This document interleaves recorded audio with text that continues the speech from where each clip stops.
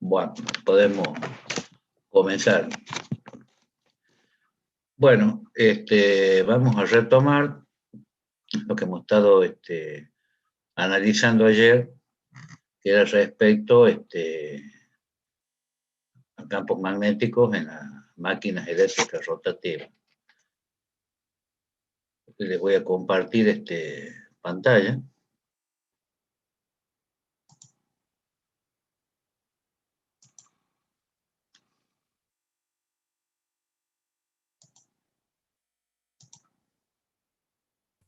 Ahora sí, profe. Ahora sí.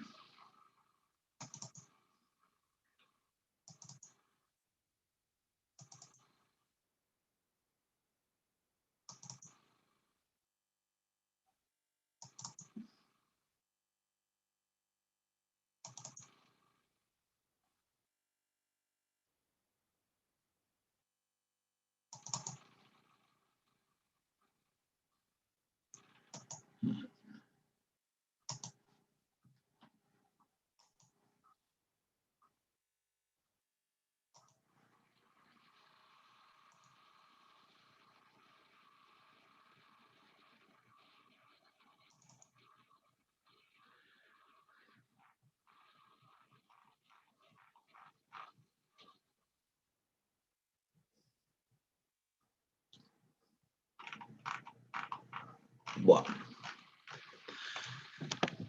Tendremos que comenzar acá con el tema campo principal para entrehierro constante, pero ahora excitación del lado del inducido. Acuérdense que nosotros habíamos visto el tema del campo, tanto para máquinas con entrehierro constante o máquinas de polos salientes, pero con excitación del lado de los polos.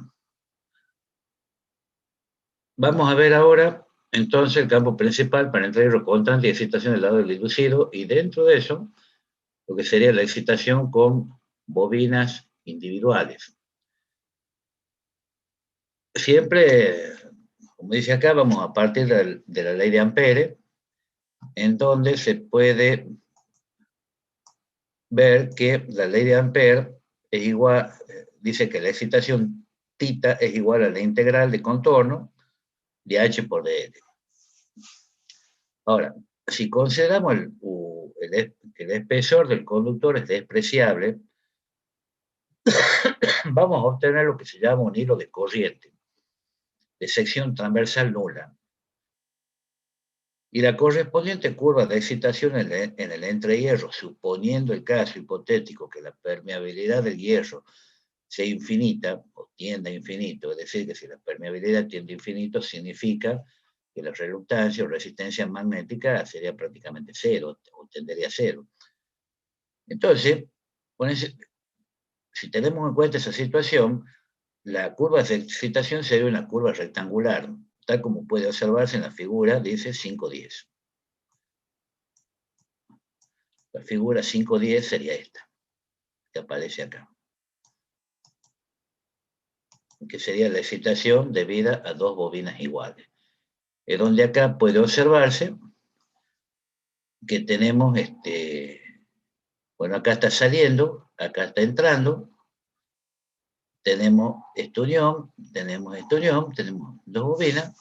Esto que observamos acá sería el campo de esto, de estas dos, por ejemplo, que hace esto. Este delta sub I que está acá sería el entrehierro, este es el inductor y acá sería el inducido. O sea que tenemos excitación, como podemos ver, del lado del inducido.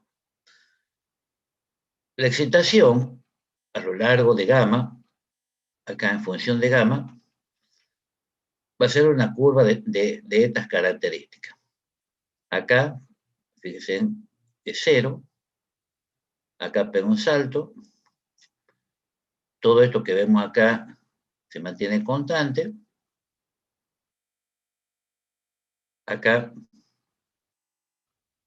vuelve a cero, hace esto, y acá, en esta que sigue, hace esto y vuelve.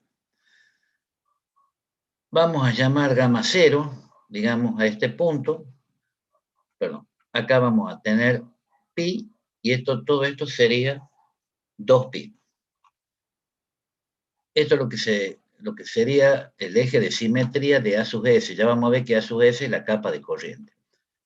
En base a eso, vamos a decir que la excitación, que está en función de gamma, tita gamma, va a ser igual a la integral entre 0 y delta I era el delta hierro corregido, de H de gamma por dl. Y eso va a ser igual a H de gamma por delta de I. Por lo consiguiente, eso significa que la intensidad de campo magnético H de gamma va a ser igual a tita de gamma sobre delta de I. Eso estamos despejando. Y la inducción magnética, B de gamma, es el producto de mu por H, o sea, mu sub 0 por H de gamma, es decir, mu sub 0 por tita gamma sobre delta de I. Por lo tanto, para una permeabilidad de hierro, digamos, distinta a infinito, la situación se hace más complicada. Y esto no se va a discutir ahora. Bueno, ¿qué es eso de la capa de corriente?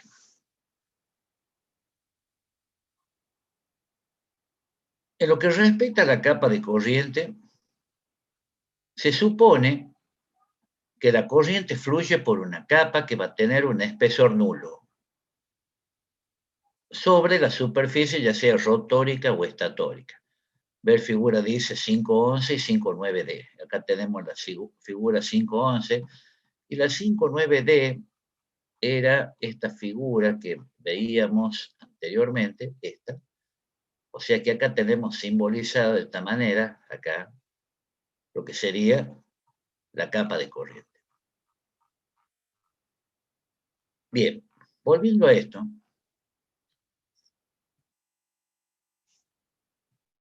suponiendo el caso que tengamos acá esta capa de corriente, que hemos dicho que tiene un espesor nulo, en el cual todos estos puntitos significa que tenemos corriente saliente, o sea que nos están pegando a nuestros ojos. Acá está indicada capa de corriente, la voy a simbolizar con A sub S, que va a estar en función de gamma. Y voy a analizar qué sucede con esa capa de corriente en este entorno o en este camino de integración que va a ser de gamma y un gamma más diferencial de gamma, o sea, siguiendo este camino que vemos ahí. Entonces, la capa de corriente se simboliza con A sub S y se define como la suma de todas las corrientes que va a haber en la periferia dividida en el perímetro. Quiere decir que yo puedo definir la capa de corriente A sub S igual a I por Z sobre pi por D. ¿Qué Z? Bueno, I es corriente. ¿Qué es Z? Z va a ser el número total de conductores, o sea, Z va a ser igual a M por 2 veces N. Recuerden que M era el número de fases. Y D, acá, es el diámetro del estator o del rotor, depende de lo que estemos analizando. Pi por diámetro es la longitud. Entonces quiere decir que esta capa de corriente, Z es adimensional y pi es un número, o sea que también es adimensional, y se mide en amperes, y esta D, que es el diámetro del estator o rotor, se va a medir en centímetros. Quiere decir que la capa de corriente está expresada en amperes por centímetro. Debe entonces considerarse que la definición anterior se refiere a valores efectivos de la capa de corriente. Ahora, si hablamos de valores instantáneos de la corriente, se hace necesaria una definición más exacta de lo que sería la capa de corriente. Por lo que una expresión más general podríamos decir que es la siguiente, que la capa de corriente A sub S, que está en función de X, o sea, de el recorrido que yo haga, va a ser igual a la derivada de la excitación θ de X respecto de X. Recordemos estas relaciones que habíamos visto oportunamente, en donde gamma era pi así como X a tau p, de tal modo que X es igual a tau p por gamma sobre pi. En base a esto, nosotros podemos decir que la capa de corriente a su S de X va a ser igual, lo podremos expresar como la derivada de θ de X respecto de gamma por la derivada de gamma respecto de X. O sea, esto que está acá es lo mismo que está acá. ¿Y esto a qué va a ser igual? A pi sobre tau p por la derivada de θ de gamma respecto de gamma. Ahora, teniendo en cuenta que θ de gamma es igual a tau p sobre pi por integral entre 0 y gamma de la capa de corriente A sub S de gamma por diferencial gamma más C, donde este gamma, que me parece aquí un ángulo eléctrico, esta constante C va a valer 0. ¿Por qué? Porque la integral entre 0 y 2pi de θ de gamma diferencial de gamma va a ser igual a 0, teniendo en cuenta que un campo libre de fuentes. Es decir, que la corriente que entra por una fase sale por el otro lado de la misma fase. O sea que el camino de integración que está indicado en la figura 5.11, en esta figura que teníamos acá, esta que vemos acá, con una permeabilidad de hierro igual a infinito, que, o sea, lo único que nos interesa es el paso por el entrehierro de la máquina. Entonces, ¿qué nos daría? Que menos h de gamma por delta de I más h de gamma más diferencial gamma por delta de I, eso va a ser igual a tau p sobre pi por A sub S de gamma por el diferencial de gamma. Entonces, siendo el segundo miembro, acá, la corriente encerrada, este segundo miembro, la corriente encerrada en el camino de integración. Quiere decir que menos h de gamma por delta de I más h de gamma respecto de gamma por diferencial de gamma, todo por delta de I, eso va a ser igual a tau p sobre pi por A sub S de gamma diferencial de gamma. Esta expresión que está acá entre corchete es un desarrollo en Taylor, en serie de Taylor, de h de gamma más diferencial de gamma. Quiere decir que h de gamma, intensidad de campo, va a ser igual a 1 sobre delta de I por tau p sobre pi por la integral de A sub S de gamma diferencial de gamma más C. Todo esto que está indicado acá, o sea, esta integral multiplicado por este tau p sobre pi, no es otra cosa que θ de gamma. La figura esta que aparece acá, 5.12, muestra, dice, las diferentes distribuciones de capa de corriente y de excitaciones. Supongamos acá tenemos una excitación θ de gamma en función de gamma para esta onda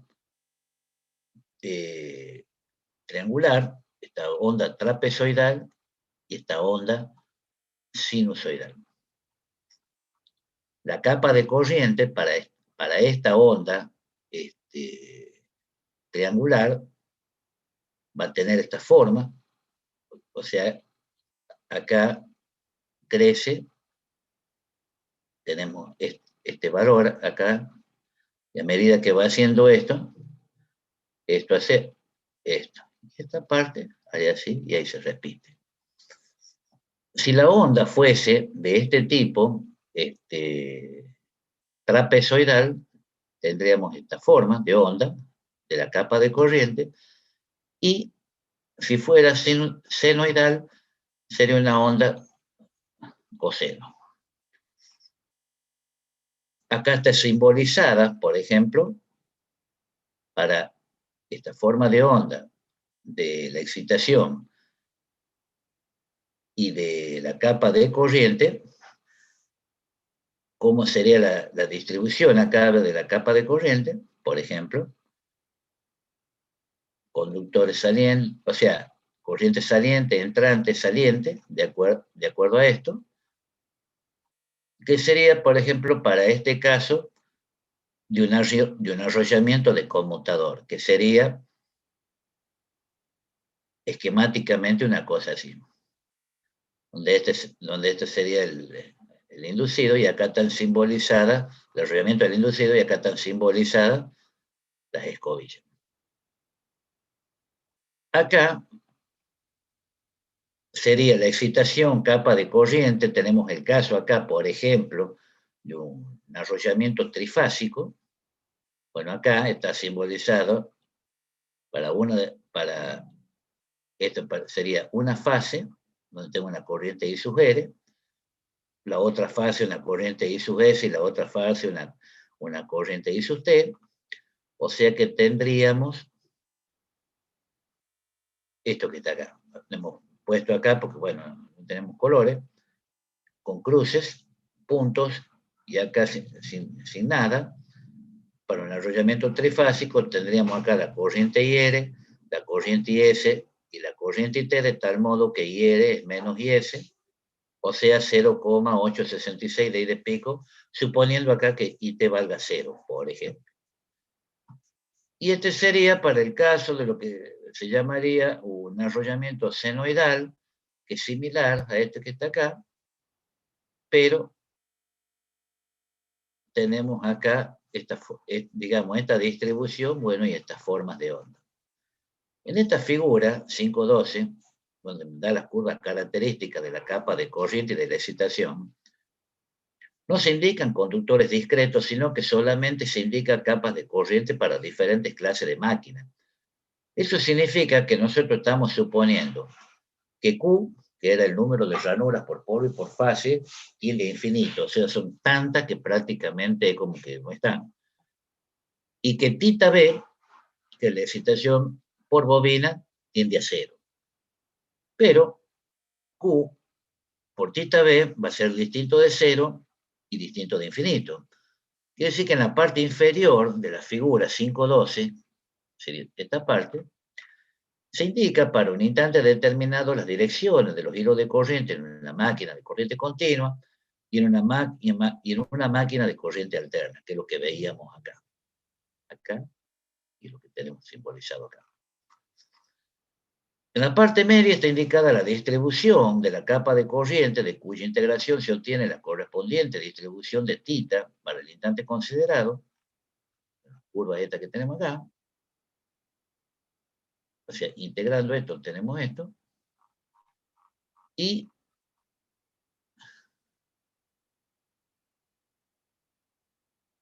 notar, dice, la diferencia para el caso de distribución senoidal.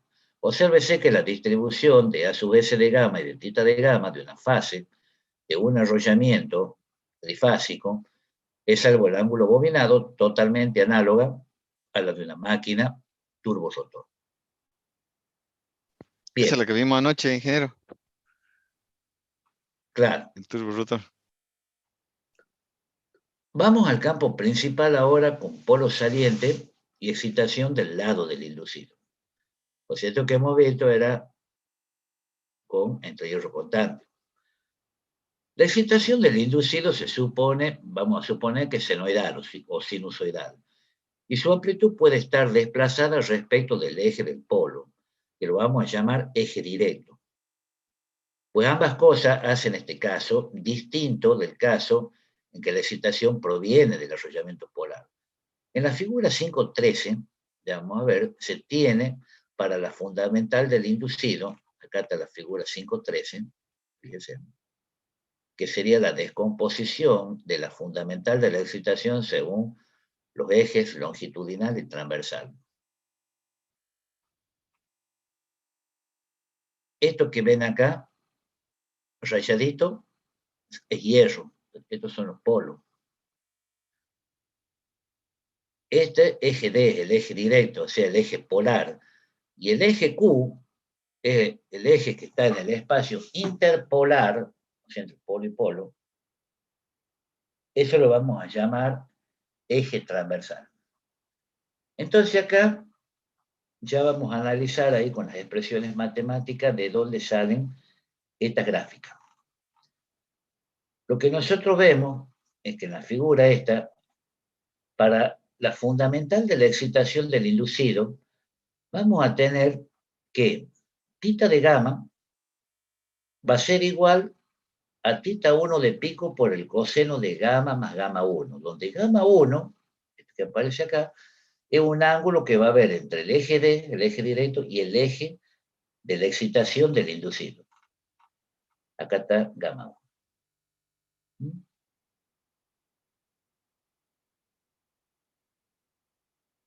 Ahora, esta expresión que está acá, yo la podría escribir de esta manera. Como θ de gamma igual a, o sea, me voy a una tabla de identidades trigonométricas y nos va a quedar que θ de gamma va a ser igual a θ1 por coseno de gamma 1 por el coseno de gamma, menos θ1 por el seno de gamma 1 por el seno de gamma. Este producto, θ1 por coseno de gamma 1, va a ser el valor máximo o de pico de θ1 del eje directo, o sea, de la excitación que voy a tener en el eje directo. Y esta parte, θ1 por el seno de gamma 1, va a ser la excitación, valor máximo, digamos, de la excitación, con signo menos, de el eje transversal. Menos con menos se me hace más, o sea que nos va a quedar que θ de gamma va a ser igual a θ1 de pico del eje directo por el coseno de gamma, más θ1 de pico del eje transversal, o sea, θ1Q por el seno de gamma. Fíjense ustedes que en estas gráficas, ¿qué tenemos? Θ de gamma es esta que está acá. Esta onda. Que tiene un valor pico que está ahí. θ de pico. Esta expresión del eje directo que dice θ1D coseno de gamma es esta que está acá. O sea, si esto es el eje, esto es una función para 0, nacería acá, o sea que es una función coseno, está haciendo esto, que está con línea de trazo. ¿Ves? θD de gamma. Y hace esto. Y la otra, esta que está acá, θ1Q seno de gamma, acuérdense que era originalmente un seno negativo. Entonces, es como que en vez de hacer así, viene acá, de esta manera, supongamos con esta línea de trazo.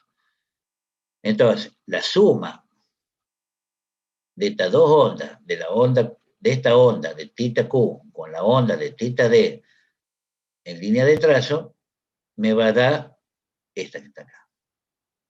Está llena, o sea, θ de gamma.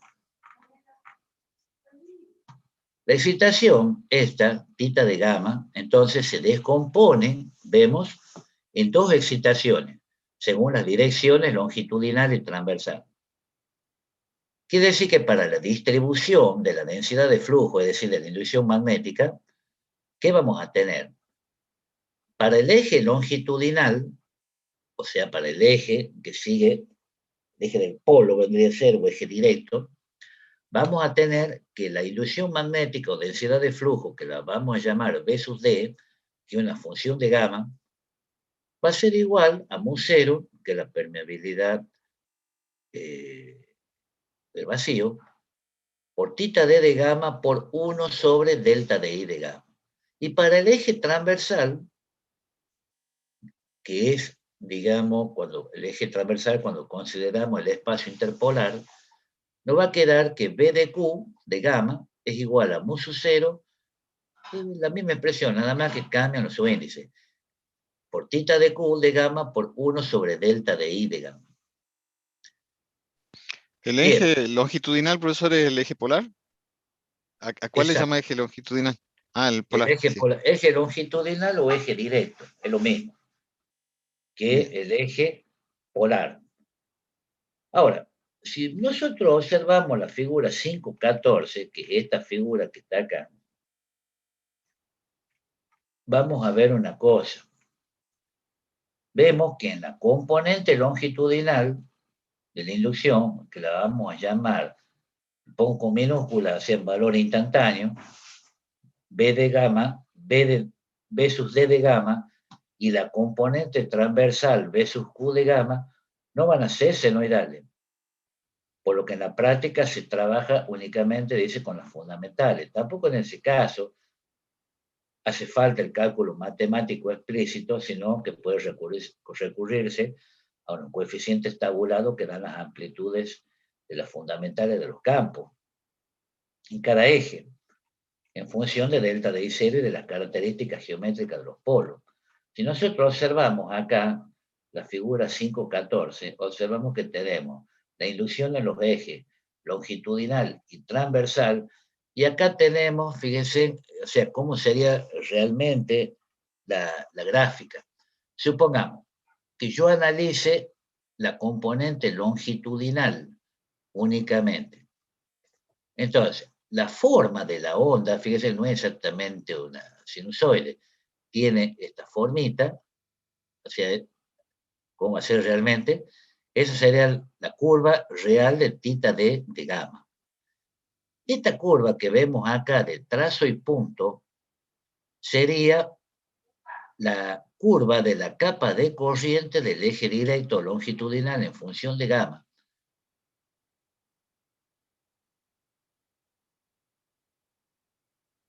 Esta, que tenemos con trazo, sería la tita D de gamma, perdón, y acá, bueno, y toda esta sería la suma, obviamente. Sí,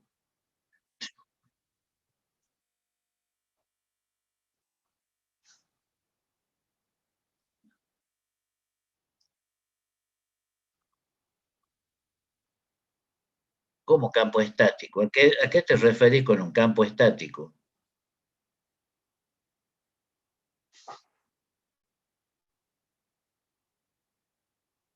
Sí.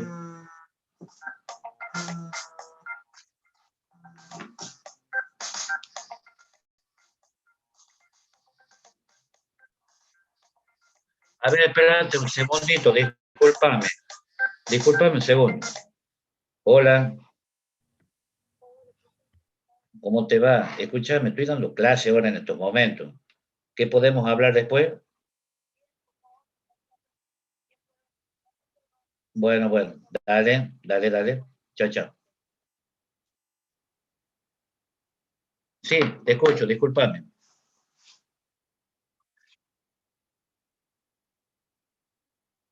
Claro, o sea, es una consecuencia exacta de la ley de Ampère y es una manera, digamos, de considerar, digamos, el arrollamiento como si fuese una laminita que no tiene, o sea, el tema de la corriente, un conductor que no tiene sección prácticamente, o sea, por eso que lo estamos llamando capa de corriente. Sí, te sigo escuchando. ¿Cómo? No, no, no, no, no, no. El flujo magnético es phi y tita es excitación.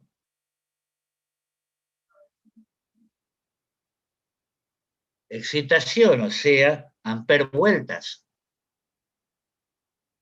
O sea, en otras palabras, N por I, la fuerza magnetomotriz. Una Exacto. pregunta. Sí. ¿A qué se debe la distorsión de la curva de la resultante, ingeniero? Que no sale como en el caso anterior. Bueno, porque no te olvides vos que en la realidad esto no es así, cuadrado. Esto tiene Perfecto. una forma redondeada acá, Redondear. ¿me entendés? Para Sí. que el flujo, digamos, el campo, no te olvides vos que el campo sale de una superficie en forma perpendicular y llega a la otra superficie en forma perpendicular. Entonces, para ayudarlo, esto no se hace recto, esto se hace curvo. Entonces, ya la gráfica, que es teóricamente senoidal, no es senoidal. ¿Me entendés? Tiene esta deformación. Por eso ya vamos a ver acá. Para el caso este de la componente longitudinal, fíjate, la capa de corriente es esta que está con trazo y punto, y esta otra que está con línea de trazo es la de la excitación θ d. Ahora, esto que está indicado acá sería θ d de pico por mu0 sobre delta de I0.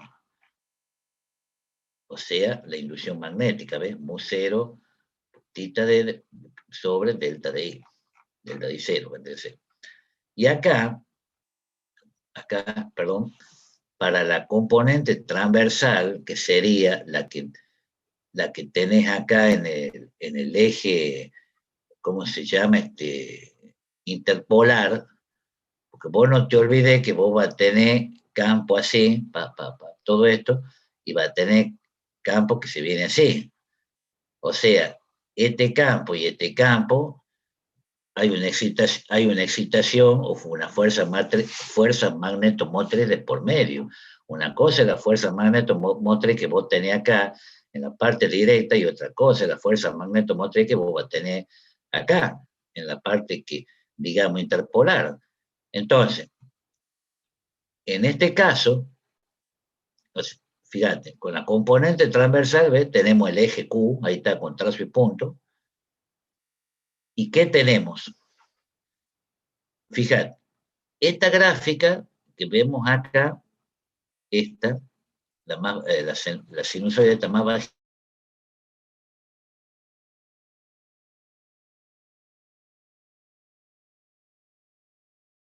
la capa de corriente.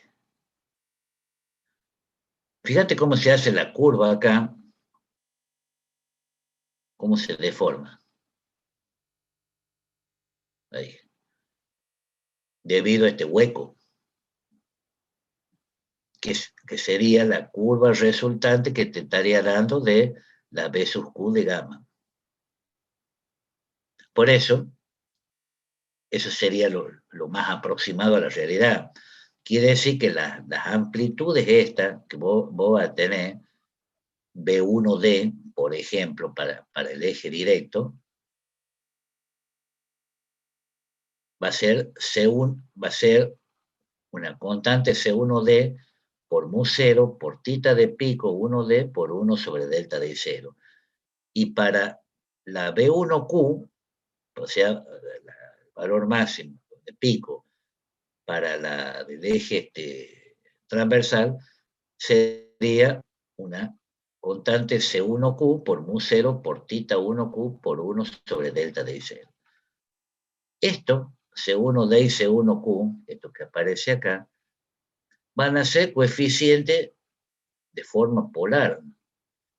Y eso va a estar tabulado también en la realidad, porque estos coeficientes van a estar en función de estas relaciones, de delta de I0 a tau P, de delta de I máximo a delta de I0 y de B sub P a tau P.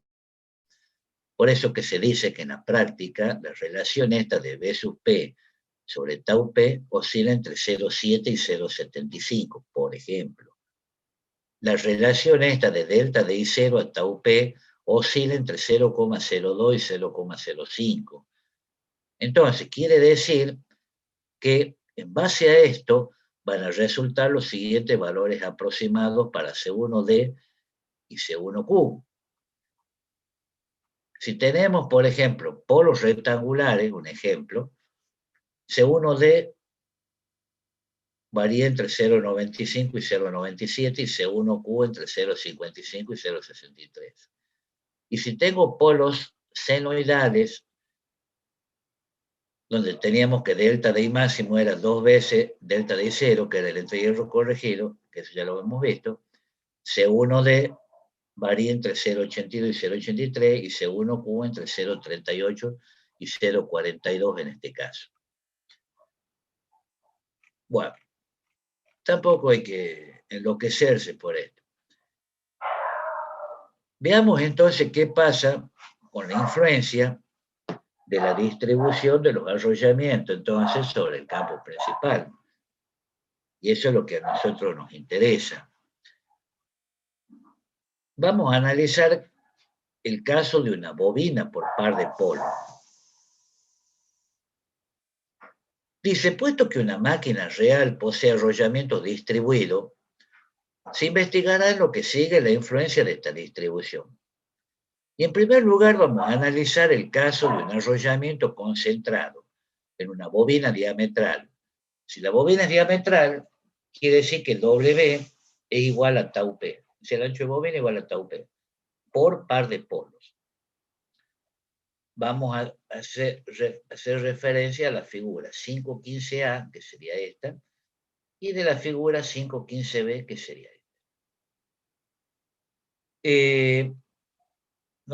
Este X que aparece acá, y dice X igual a 0, o sea, vamos a partir de acá y vamos a analizar esto de esta manera. Fíjense que nosotros tenemos acá 4 conductores que serían estos 4 conductores que tenemos acá. Acá voy a tener corriente saliente, entrante, por ejemplo. O sea, lo abro a esto y voy a analizar la excitación en función de este recorrido. Tengo este conductor que corresponde a este. A ver un momento.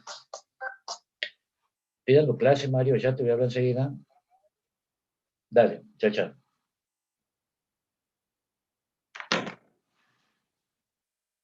Este conductor que tengo acá sería este que está saliendo sería este, el tercero, y este que está entrando la corriente sería este. Tengo 1, 2, 3, 4, 1, 2, 3, 4.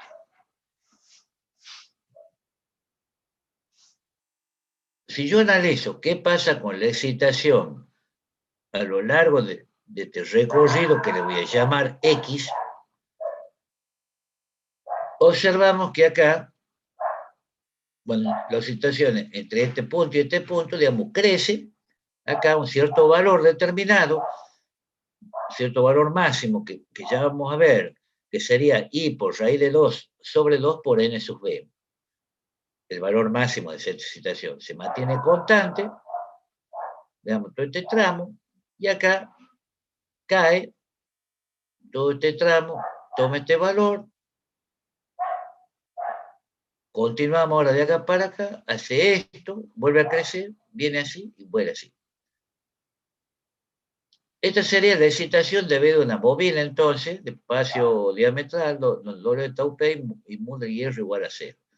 La amplitud de la excitación por polo para un entrehierro constante y corriente máxima está dada por θB máximo igual a raíz de 2 sobre 2 por I por NB. Esto porque dice pasa 2 veces el entrehierro si es que consideramos P igual a 1. Este I que está acá es el valor efectivo o eficaz de la corriente, senoidal o sinusoidal. El raíz de 2 por I es el valor máximo de la corriente, teniendo en cuenta si es sinusoidal la corriente. N sub B sería el número de espira de la bobina. Entonces, quiere decir que la descomposición en armónica de esto nos va a dar esto, que θB de gamma va a ser igual a 4 sobre pi por 1 medio raíz de 2 por I por NB. Eso, descomposición por serie de Fourier.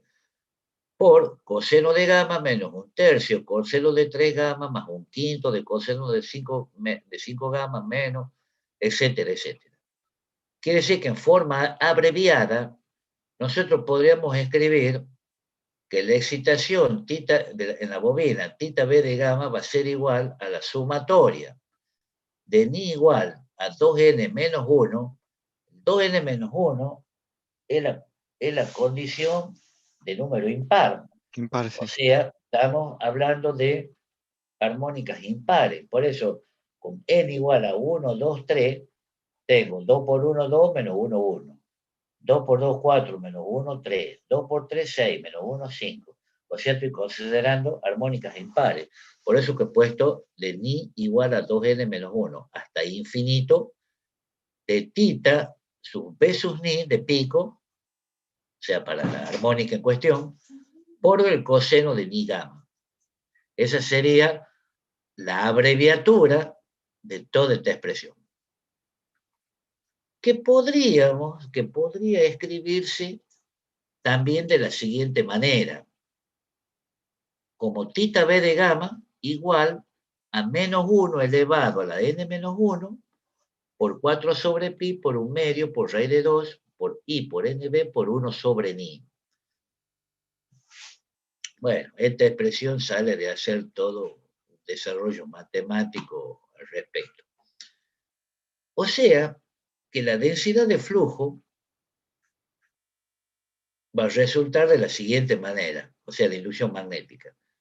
Que B sub B, o sea, la ilusión en la bobina, B sub B va a ser igual a la sumatoria de las ni armónicas hasta el infinito, armónicas impares se supone, de B sub B sub ni de pico por el coseno de ni gamma. Y esta, B sub B ni de pico, el valor máximo, va a ser mu 0 por 1 sobre delta D por la excitación o fuerza magnetomotriz tita sub B ni de pico. Esa relación de amplitudes de la armónica, que va a haber de orden ni, y la fundamental, si yo hago la relación de amplitudes, no va a quedar que B sub B ni de pico es a B sub B1 de pico, 1 es de la fundamental, y eso va a ser igual a 1 sobre ni. Entonces, si nosotros analizamos esta gráfica,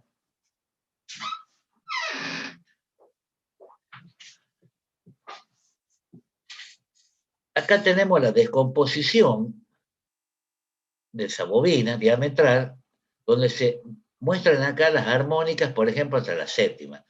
Si yo analizo la excitación tita en función de gamma, por ejemplo, entre 0 y pi sobre 2, que teníamos esto, que era tita b de gamma.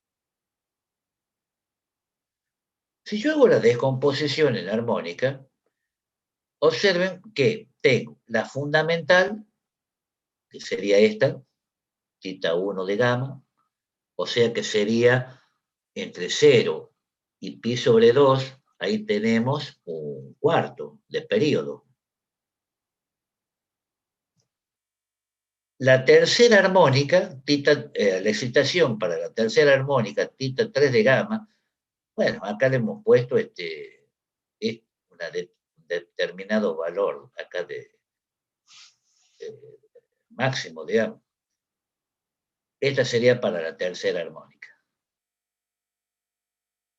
Fíjese que acá para la tercera armónica, o sea, en este semiperíodo, tenemos 1, 2 acá, 3. O sea que tengo un ciclo, medio ciclo y un cuarto. Vendría a ser para la tercera armónica entre 0 y pi sobre 2. Para la quinta armónica, fíjense, tengo 1, 2, 3, 4, 5. Quiere decir que para un cuarto de periodo de la fundamental, la quinta armónica tendría un periodo completo más un cuarto. Y la séptima armónica, que tenemos acá, 1, 2, 3, 4, 5, 6, 7, nos estaría dando, ¿qué nos estaría dando? Un periodo más un semiperiodo más un cuarto. Con otras palabras, más 3/4 de periodo. O sea, un periodo más 3/4 de periodo. Me daría para la séptima armónica. Cuando yo sume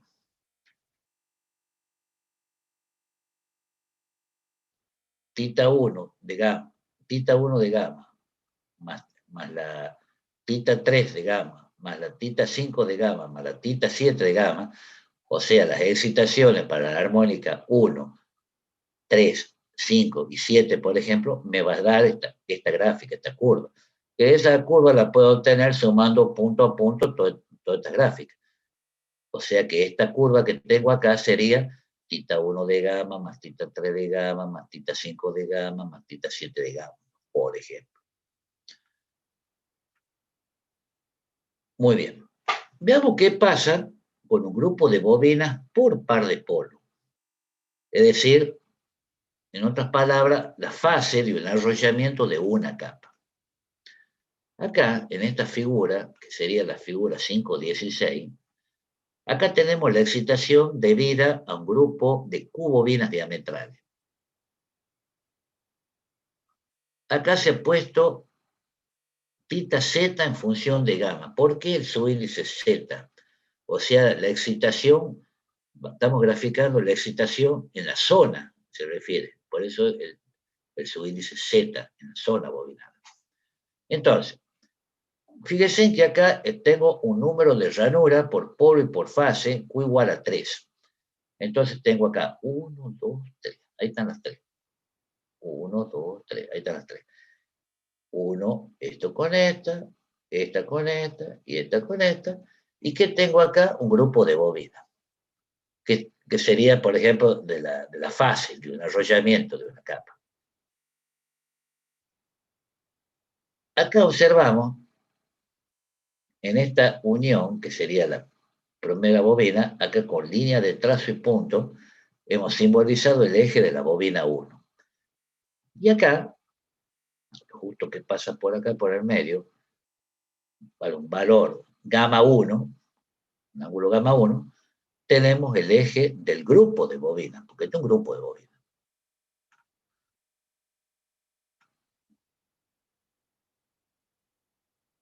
Entre conductor y conductor, acá, de este grupo de bobinas, voy a tener un ángulo A, que lo voy a llamar epsilon, que es este ángulo que está acá, que es un ángulo entre bobinas, entre bobinas consecutivas, que va a estar expresado en grados eléctricos. Este epsilon va a ser igual a pi sobre m por q. M era el número de fase y q el número de ranura por polo y por fase.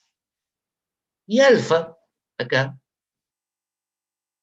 esto que está indicado acá, es lo que vamos a llamar zona bobinada por fase, que va a ser igual a pi sobre m, donde m, recordemos, es el número de fase.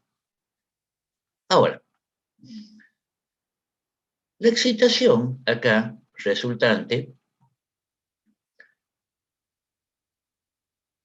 es tita z sus ni, que es una función de gamma, que va a ser igual a tita b1 sus ni de gamma más tita b2 sus ni de gamma, más, o sea, de la bobina 1 hasta más tita b sus q, ¿ve? Sus ni de gamma. Toda esta suma que está acá, o sea, las excitaciones de cada bobina, yo las podría escribir de esta manera, como está acá abajo. Tita sus z sus ni de gamma igual a tita b sus ni de gamma, todo por, reemplazando por ecuaciones anteriores, me quedaría para esta primera, acá coseno de ni gamma. Para esta otra que le sigue, coseno de ni gamma menos épsilon, más.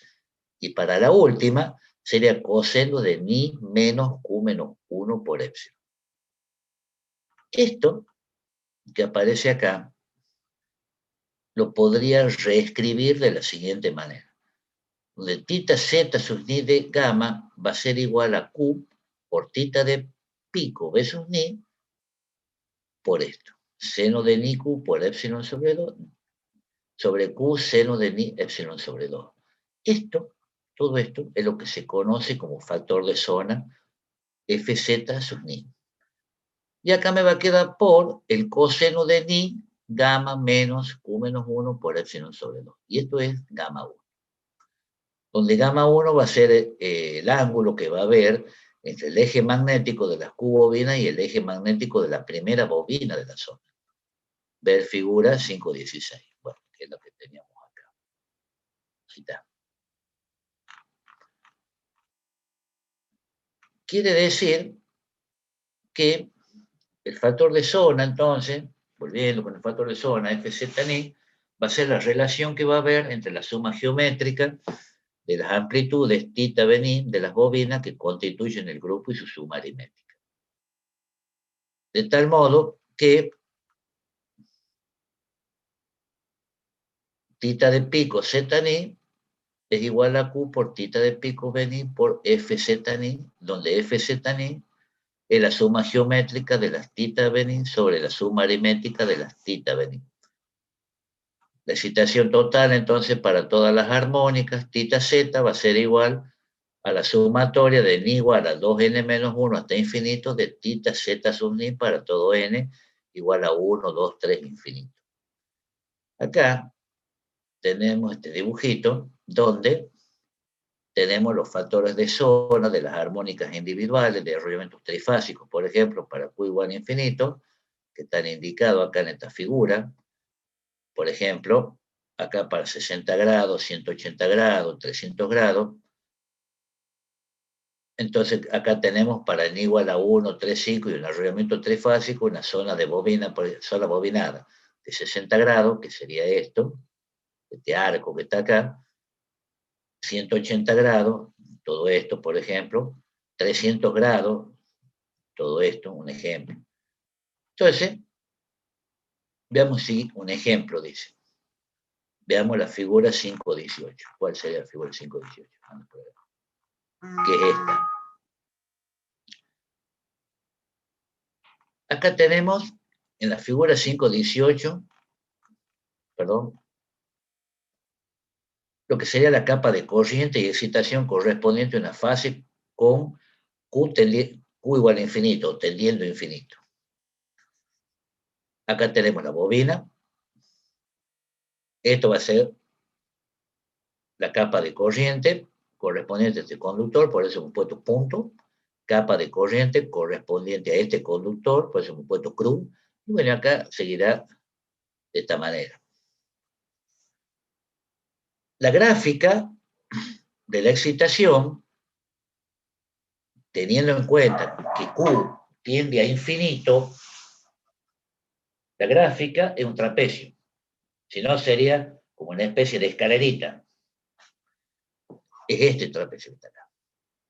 Acá crece, se mantiene constante, decrece, tiene un valor máximo, se mantiene constante, vuelve a crecer, y así sucesivamente.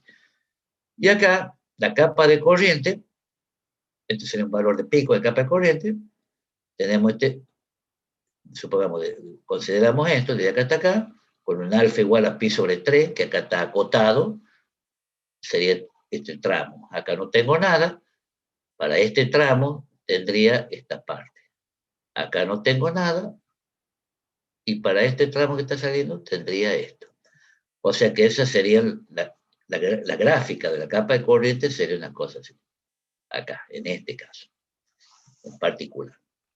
Entonces, en base a esto, estábamos diciendo, fíjense, volviendo acá, supongamos que el número de fases valga 3. Quiere decir que alfa, que era la zona bobinada, hemos dicho, va a ser alfa igual a pi sobre 3.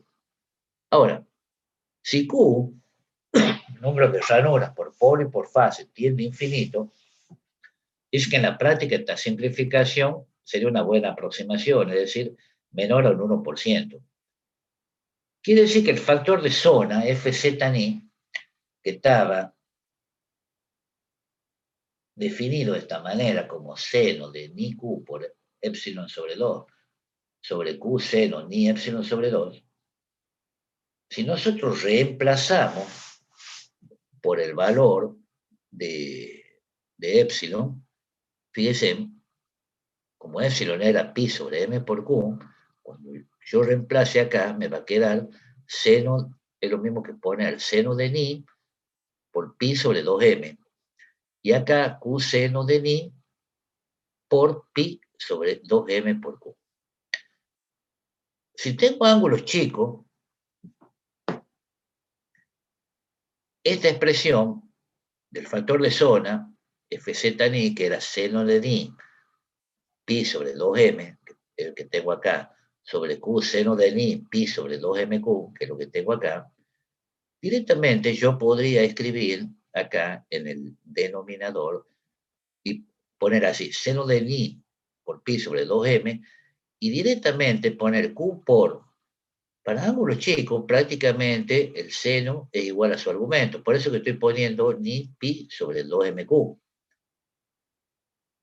Si pongo de esta manera, fíjense, esto me podría quedar como seno de pi sobre 2m sobre ni q sobre 2m. Ahora, si m vale 3, me va a quedar acá seno de ni pi sobre 2 por 3, 6. Y acá sería ni por pi sobre 2 por 3, 6. O sea, me quedaría ni pi sobre 6. Por lo tanto, para la primera armónica, o sea, para ni igual a 1, el factor de zona, por ejemplo, fz1, reemplazamos, ¿ves? Tengo seno de 1 sería por pi sobre 6, me queda seno de pi sobre 6. Y acá sería 1 por pi sobre 6, me queda pi sobre 6. El seno de pi sobre 6, que no es otra cosa que el seno de 30 grados, es un medio, o sea, 0,5. Y acá me queda pi sobre 6. Entonces, me queda un medio sobre pi sobre 6, multiplico 1 por 6, 6, acá, y acá 2 por pi, 2, 6 dividido 2 de 3, 3 sobre pi. O sea que el factor de zona para la primera armónica vale 0,955. Si analizo para la tercera armónica, ni igual a 3, el factor de zona, fz3, sería, acuérdense que era fz ni igual a seno de ni pi sobre 6 sobre ni pi sobre 6, para 3 fases. Como estoy con la tercera armónica, me quedaría seno de 3 pi sobre 6, todo sobre 3 pi sobre 6. La tercera de 3 es 1 y la de 6 es 2, o sea que me quedaría acá seno de pi sobre 2, y acá pi sobre 2. El seno de pi sobre 2, o sea, el seno de 90 grados, ¿cuánto vale? 1, que es lo que tengo acá, sobre pi sobre 2. O sea que 1 sobre pi sobre 2 es lo mismo que 2 sobre pi. O sea que esto me daría 0,637.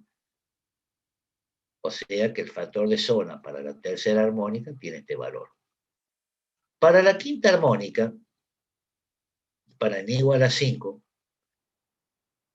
fíjense, me quedaría seno de 5 pi sobre 6 sobre 5 pi sobre 6.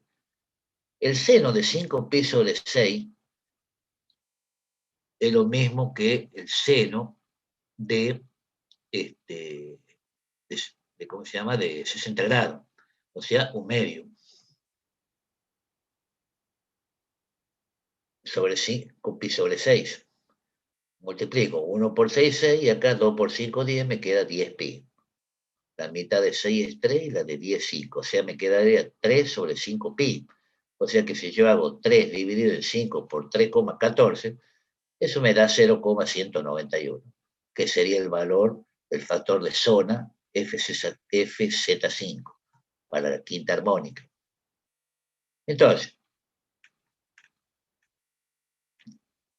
en lo que respecta al cálculo entonces de la excitación para Q igual a infinito, tendiendo a infinito, podemos decir que el número de ranuras por polo y por fase Q minúscula multiplicado por el valor absoluto de la excitación de cada bobina en su valor de pico para cada armónica, o sea, tita de pico versus ni, Eso va a ser igual a 4 sobre pi por i sobre raíz de 2 por nb por q por 1 sobre ni.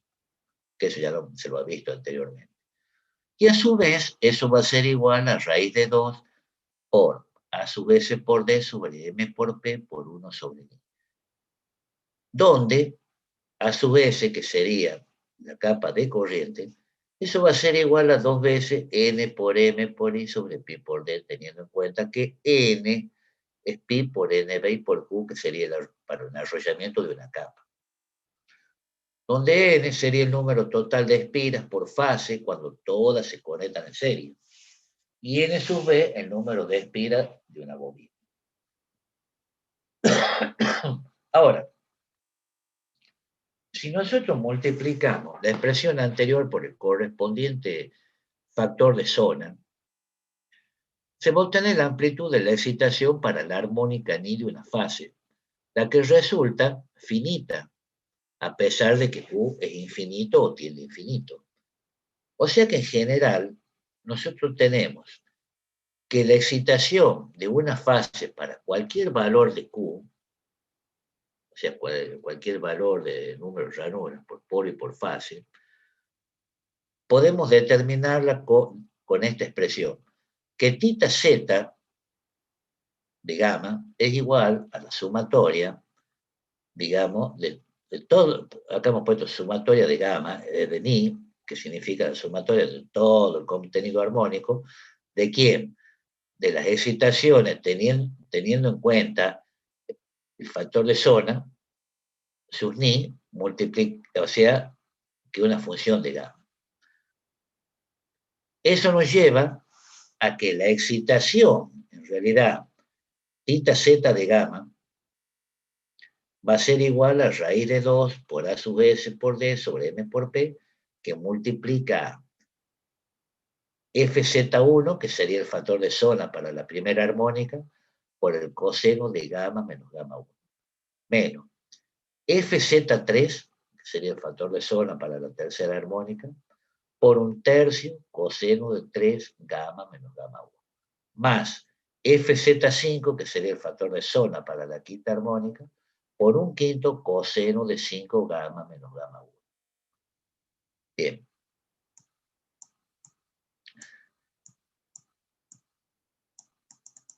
Eso sería cuando tenemos un enrollamiento de una capa.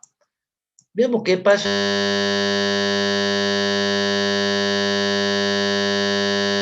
Es decir, cuando tenemos dos grupos de bobina por par de polo. Y estamos hablando de una fase de un enrollamiento de dos capas. Acá la figura, esta, que vendría a ser la figura 519, nos muestra la capa de corriente y la excitación de una fase, de un enrollamiento de dos capas con paso acortado. Acá está, ¿ves? Capa de corriente, excitación de una fase, un enrollamiento con paso acortado. Acá en la parte superior se ha dibujado, digamos, la capa superior en donde se ha manifestado de esta manera la capa de corriente a su vez superior. Y acá abajo se ha dibujado la capa de corriente inferior. Acuérdense que son arrollamientos de doble capa, como hemos dicho, de lo que tenemos acá,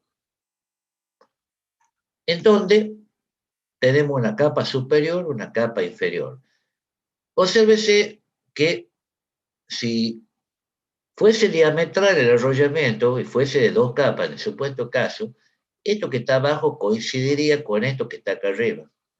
¿Ves?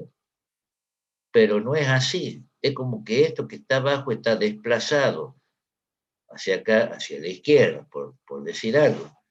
O sea, ¿qué significa? Que cuando yo acá en la parte superior hice este arrollamiento, pero en la parte inferior,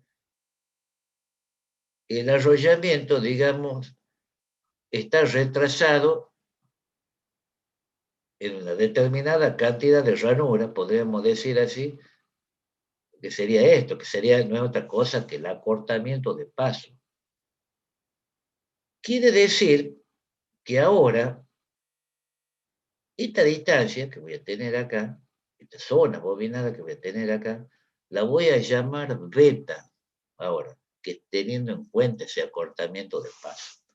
¿Sí? Teniendo en cuenta que esto es pi, suponiendo el caso, este es el eje del grupo, y esto que está acá, que vemos acá con línea de trazo y punto, sería el eje de una bobina ficticia, que habría ahí, supongamos, de paso diametral. Cuando yo construya mi gráfica, fíjese cómo la excitación ahora en la zona, θ sub ZS, donde su índice S me está diciendo que estoy haciendo un acortamiento de paso, fíjese en cómo se va asemejando, porque antes era un trapecio, pero ahora es como que se va asemejando más a una curva senoidal o sinusoidal. Fíjense que antes teníamos una cosa así, tac, subía así, se mantenía constante, bajaba derecho, se mantenía constante, subía de nuevo. En cambio ahora tengo unos quiebres acá debido a esto. Tengo acá un quiebre, viene así, se mantiene constante, un quiebre, otro quiebre, y así sucesivamente. Acá, esta sería la gráfica de θ z. Y la gráfica de la capa de corriente, que antes era un rectángulo nada más, ahora hace esto. ¿Ves? Que tiene en cuenta esta partecita y esto se mantiene constante acá y después empieza a bajar y hace esto. Esto vale 0 y de vuelta acá, al tener esto que está entrando la corriente, vuelvo acá, tengo esto, que sería saliendo y venía acá entrando nuevamente. O sea que en general, las capas de corriente efectiva van a estar dadas por lo siguiente, que la capa a su eje superior, que es exactamente igual a la capa a su eje inferior, eso va a ser igual a un medio de la capa de corriente. O sea que los subíndices corresponden acá a la capa superior e inferior respectivamente. Y a su vez se tiene el valor calculado de 1562, que es la fórmula con que nosotros oportunamente, eso estaba atrás, habíamos calculado la capa de corriente. En cuanto a la excitación, también vamos a tener que la excitación para capa superior es igual a la excitación para capa inferior, y eso es igual a un medio, cada una de estas es igual a un medio de la excitación total, digamos, que tengo en la zona. Esa magnitud beta que aparece acá, que vemos mencionado, la figura esa, va a ser el ancho de la bobina con paso acortado, pero expresado en grados eléctricos. Quiere decir que beta es menor que pi. Bueno, acá se lo puede ver. ¿Ve? Beta es menor que pi. Entonces, quiere decir que el ancho de bobina, ahora, WS, su índice S, que significa con paso acortado, acuérdense que eso lo hemos visto cuando veíamos este bobinado, es igual a Y sobre M por Q por tau P. Y eso va a ser igual a beta sobre pi por tau P. La superposición espacial que va a haber entre la capa de corriente superior y la capa de corriente inferior nos va a dar la distribución indicada, dice, en la figura 5.19. Acá está, perdón, esta es la distribución de la figura 5.19. Pero que hemos estado viendo hace un rato. Ahora, la integración, si hacemos la integral de esa curva, es la curva de excitación θ ZS, o sea, de la zona, teniendo en cuenta el acortamiento de paso. Siendo la curva resultante, como se ve ahí, un doble trapecio, pero con un menor contenido armónico que el trapecio que teníamos anteriormente de la figura 105-18. O sea que era cuando teníamos una sola capa nada más. Entonces y que correspondía a un arrollamiento de paso diametral. Entonces, significa que para la armónica ni de excitación, acá vamos a tener lo siguiente, que el valor de pico de la excitación de la zona esa bobinada con acortamiento de paso para la armónica ni, o sea, tita de pico su z s ni, va a ser igual a la suma de la excitación, digamos, superior, llamémosle así, sus ni de pico, más la excitación de la parte inferior, sus ni de pico. Pero esto va a ser una suma vectorial, no una suma aritmética. Esta suma vectorial, o esta adición vectorial, puede observarse acá en esta figura, que es la figura 520, que nos va a llevar a la determinación de otro factor, que es lo que se denomina factor de cuerda para la armónica ni de la excitación. Eso es cuando tenemos arrollamiento de pasos acortados. Se hace necesario determinar no tan solo el factor de zona, sino también lo que sería el factor de cuerda.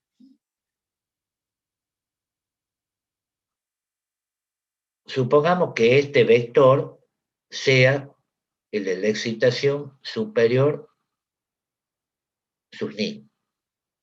Y este otro, que tiene acá, que va a estar un cierto ángulo, de tita inferior sus ni. La suma vectorial de estos dos me da esta resultante que sería tita z s ni, que es esto que tengo acá.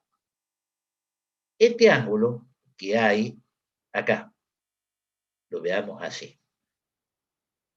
En otras palabras, el ángulo que habría entre la tita superior sus ni y la tita inferior sus ni es un ángulo que vale ni por pi menos beta.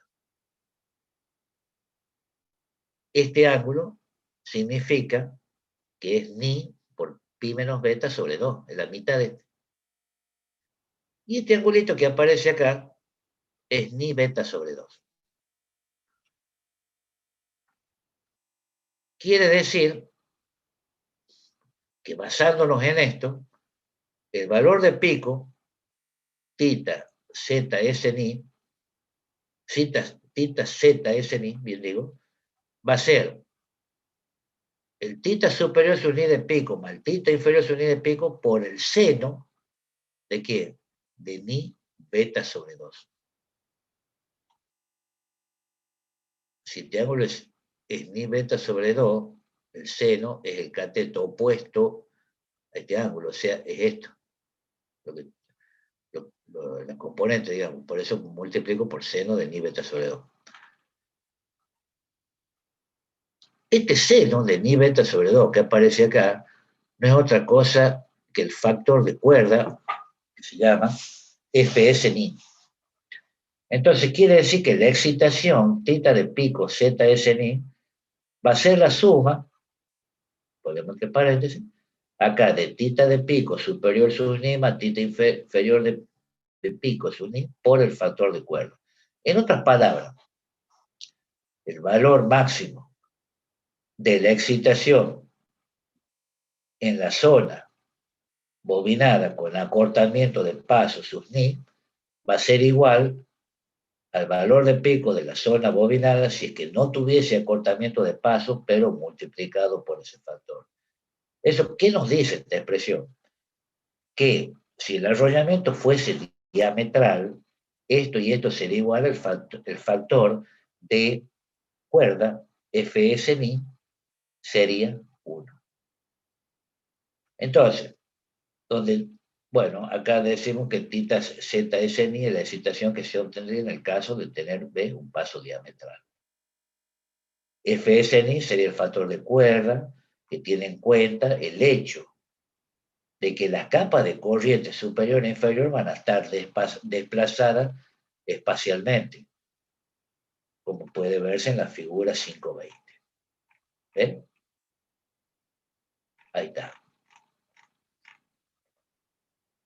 Entonces vamos a tener que el factor de cuerda, Fsni, va a ser seno de ni beta sobre 2. Pero nosotros sabemos que beta es el ancho de bobina, que le llamamos WS, es decir, con paso acortado, por pi sobre tau p. Quiere decir que si nosotros metemos esto acá, nos va a quedar que el factor de cuerda, Fsni, va a ser igual al seno de ni, que es esto que está acá, y beta sobre 2, tendré que hacer esto dividido en 2, o sea que lo puedo escribir como WS sobre tau p por pi sobre 2. Muy bien. Quiere decir que con el paso acortado se consigue una reducción de armónica, como vamos a ver en el ejemplo siguiente. Esa es la importancia de hacer arrollamientos de paso acortado, o sea, para reducir el contenido armónico. En un arrollamiento trifásico interesa normalmente, dice, eliminar la quinta y la séptima armónica, ya que la tercera armónica no me produce campo giratorio, eso ya lo hemos visto, o sea que no tiene sentido. Entonces, si yo deseo, supongamos, el caso, eliminar la quinta armónica, un ejemplo, ¿qué debo hacer? Es decir, que el factor de cuerda, Fs5, sea igual a 0. Para que eso sea igual a 0, significa que esta fórmula que tengo acá debe ser igual a 0. O sea que el seno de todo esto debe ser igual a 0. Ahí está, ¿ves? O sea que el seno de 5 W sub S sobre tau P por pi sobre 2 vale 0. Ahora, para que esto valga 0, ¿cuánto tiene que valer el argumento? Que sería 5WS sobre tau P por pi sobre 2. El argumento debe ser igual a n veces pi, con n igual a 1, 2, etcétera, etcétera. 0. Si n vale 0, 0 por pi es 0. Seno de 0 es 0. Si vale 1, seno de pi sería 180 grados. Bueno, el seno de 180 grados, ¿cuánto vale? 1. Vale 0. Si vale 2, un ejemplo, 2pi sería una vuelta completa al círculo trigonométrico. 2pi sería 360 grados. El seno de 360 grados, ¿cuánto vale? 0. O sea que este argumento debe ser igual a n veces pi. Ahora, con el objeto dice de que el factor de cuerda Fs1, o sea, para la primera armónica, sea lo mayor posible, ¿qué se hace? Que WS sobre tau P sea igual a 2/5 de N. ¿Y cómo se llega a esas siguientes soluciones posibles? O sea, lo que estamos haciendo acá es tomar, digamos, estas expresiones y decir lo siguiente. Si yo tengo en cuenta esto, que W sub S, perdón, sobre tau P debe ser igual a 2/5 por N,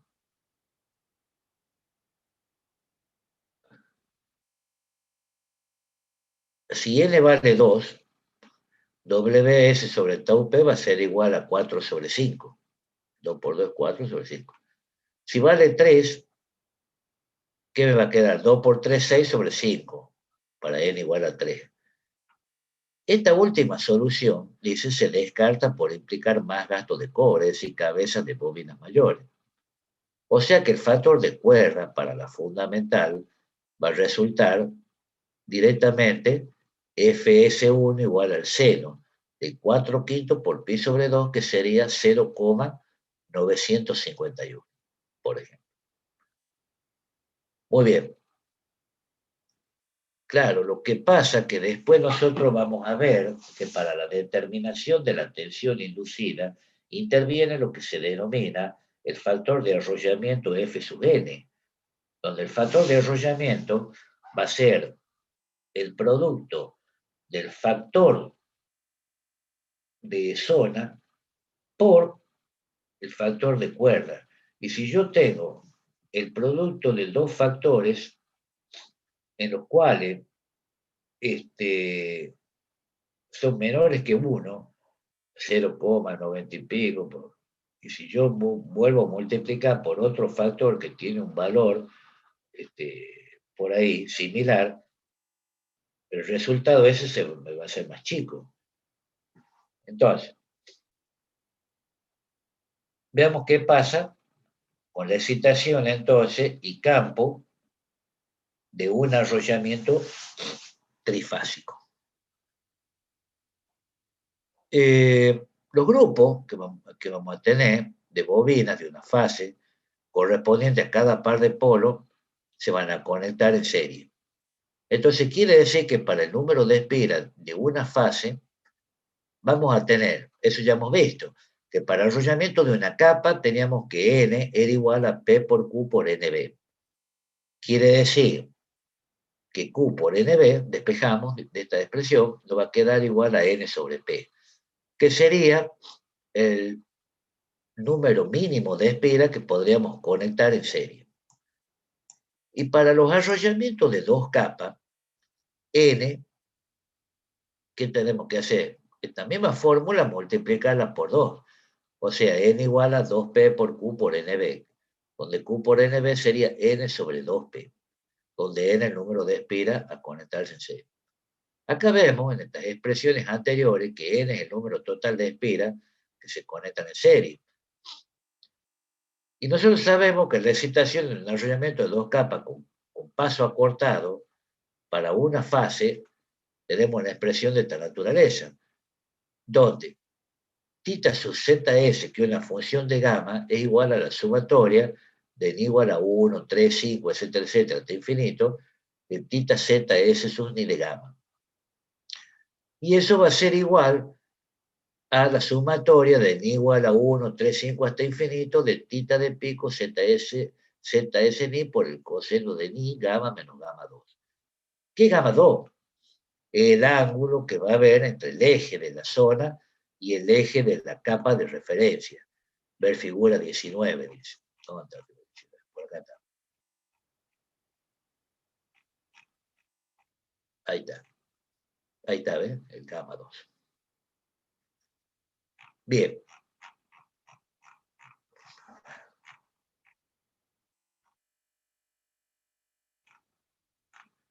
Siendo, habíamos visto, que θ de pico zs ni va a ser igual a menos 1 elevado a la n menos 1 por 4 sobre pi por 1 medio por n sobre p por i por r de 2 sobre 1 sobre ni por fn ni. Con ni igual a 2n menos 1 y para todo n igual a 1, 2, 3.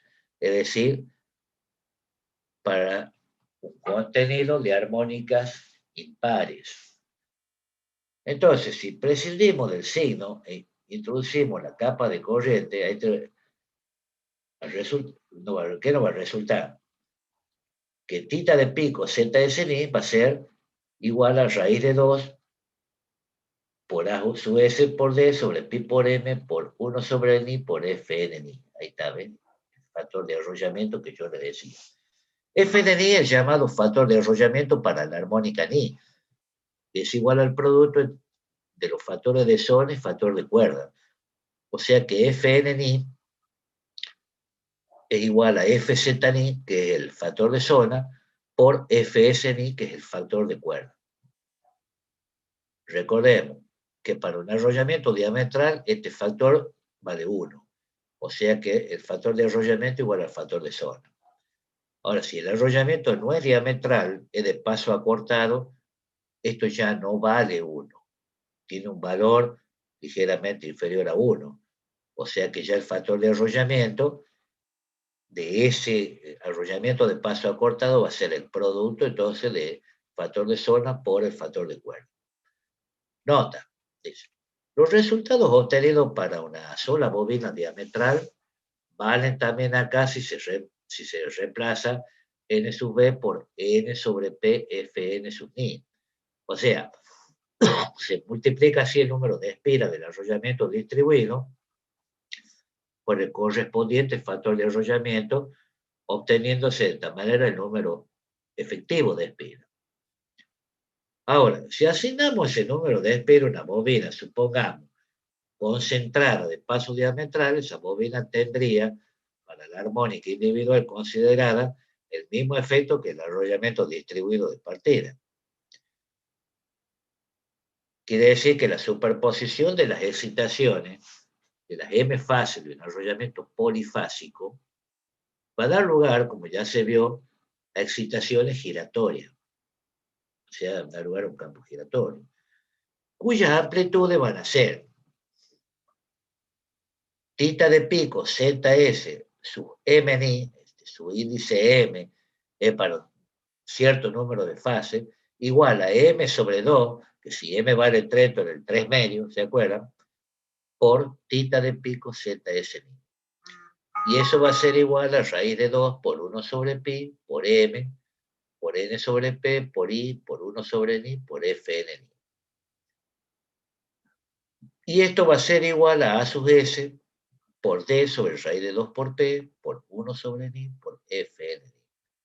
Ahora, si la permeabilidad del hierro tiende a infinito, ¿qué va a resultar? Que la inducción, B de pico, acá, ZS sub MNI, o sea, la inducción para la zona bobinada que tiene un acortamiento de paso para un determinado número de fases y un determinado contenido armónico, ese sería como debería leerse esto, va a ser igual a mu0 por 1 sobre delta I por tita de pico ZSM. Ahora, los sentidos de giro de las excitaciones giratorias para las diferentes armónicas, nosotros ya la hemos visto. Dice ahí referirse al ítem 524, que para un número de fase m igual a 3. También, si bien como se vio anteriormente, un arrollamiento trifásico que está alimentado por corrientes equilibradas no puede producir en el entrehierro, entonces, excitaciones giratorias con 3p por n pares de polo. Para n igual a 1, 3, 5. Esto no significa que no pueda haber en el entrehierro de una máquina trifásica excitaciones giratorias, dice, con 3p por n pares de polo. Estas excitaciones, cuando existen, provienen de la excitación con corriente continua de los arrollamientos de campo, por ejemplo, de una rueda polar, por ejemplo. Ahora, la diferencia entre las excitaciones giratorias debido a las armónicas de la rueda polar, se llama rueda polar porque es digamos, un arrollamiento que está excitado con corriente continua, que es el caso de la máquina sincrónica, y ese rotor o esos polos se están moviendo y están pegando, digamos, cortando ese campo conductores, un arrollamiento estatórico, por ejemplo. Entonces, la diferencia que va a haber entre las excitaciones giratorias debidas a las armónicas de rueda polar y las debidas a un arrollamiento trifásico va a estar en su velocidad de desplazamiento. Ahí está la diferencia. Las excitaciones armónicas, por ejemplo, de la rueda polar, giran, ¿ves? Como yo le decía, con la velocidad de giro de la misma, cualquiera sea el orden ni de armónica considerado. Pero en cambio, las excitaciones provenientes de un arrollamiento trifásico o polifásico giran con velocidades inversamente proporcionales a ni, que habíamos visto, pero con sentido de giro directo e inverso, según el orden de ni. O sea, una cosa es la excitación armónica, las excitaciones armónicas de rueda polar, que van a girar con la misma velocidad de giro, digamos, de la rueda polar, y otra cosa es cuando yo excito un arrollamiento trifásico o polifásico, y ahí con corriente alterna, obviamente, y ahí solita empieza a girar, digamos, empiezan a girar esas excitaciones, o sea, me está dando un campo giratorio con velocidades que van a ser inversamente proporcionales a ni, o sea, conforme, en otras palabras, con sentido B de giro directo e inverso. O sea, tengo un campo directo, un campo inverso. Eso ya lo hemos visto.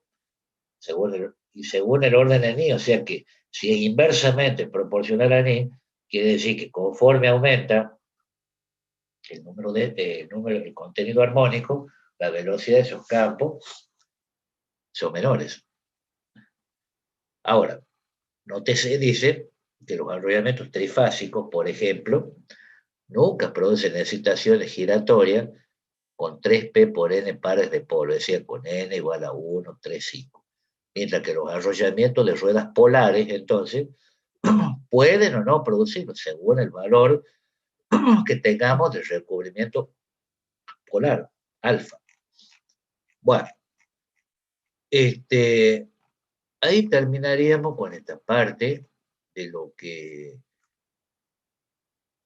hemos venido viendo con respecto, digamos, a campo magnético. La próxima clase le pasé un PowerPoint que más condensada la cosa, digamos, a modo de repaso para que ustedes se pueda cerrar, digamos, el concepto de los temas que hemos estado viendo. También les voy a agregar, como a modo de anexo, para que lean, para que estudien, unos apuntes de la Universidad de Cantabria, que considero que está muy bueno, referente a campos magnéticos, de máquinas eléctricas rotativas.